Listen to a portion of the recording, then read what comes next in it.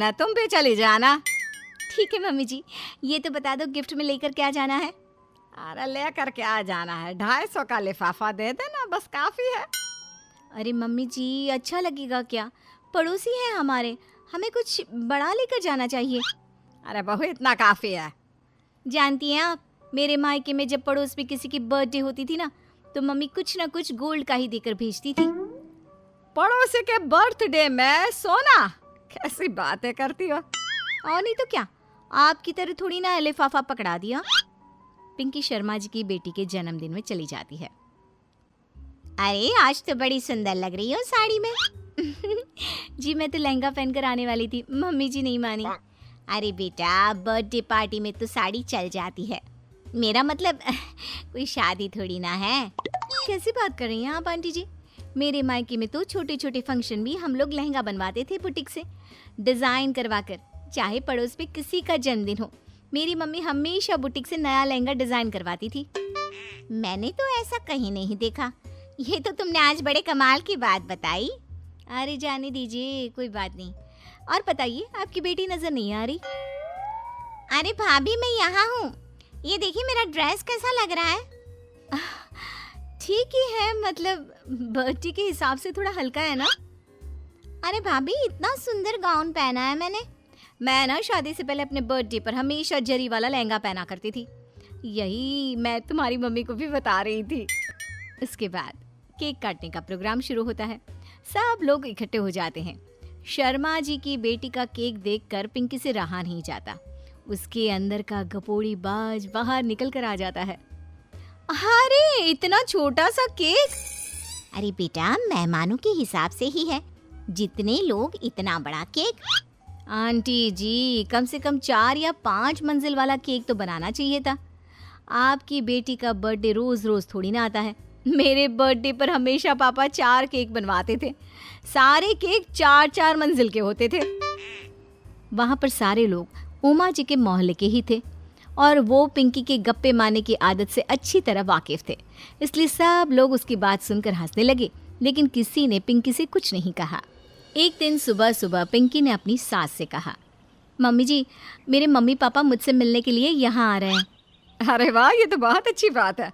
उनके आने की तैयारी करो, अच्छा अच्छा खाना बनाओ। वैसे कब तक आएंगे? मम्मी जी फ्लाइट से आ रहे हैं, कल शाम को 4 बजे की फ्लाइट है। फ्लाइट? लेकिन बेटा तेरा मायका तो यहाँ से 2 घंटे की दूरी पर है। तेरे मम्मी पापा फ्लाइट से कब से आने लगे? अरे मम्मी जी, आपको पता नहीं है, मेरे मम्मी पापा ना आधे घंटे की दूरी के लिए भी फ्लाइट का टिकट बुक करवाती है। अरे गप्पे थोड़े कम मारा करो बहू। कोई फ्लाइट से तब आएगा ना जब यहाँ पर एयरपोर्ट होगा।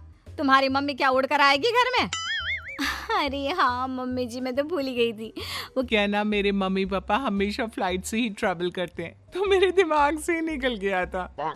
अगले दिन पिंकी के मम्मी और पापा पिंकी से मिलने के लिए उसके घर आते हैं। आइए आइए जी, आपका बहुत बहुत स्वागत है। और समदन जी, हमारी बेटी की कोई शिकायत तो नहीं ना? ठीक से संभाल लिया है ना आपका घर?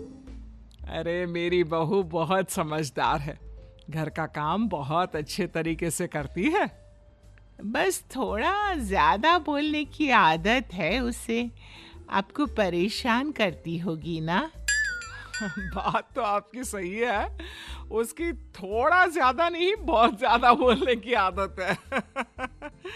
लेकिन कोई बात नहीं, आपकी बेटी दिल की बहुत अच्छी है, बस थोड़ा बोलती ही तो ज्यादा है।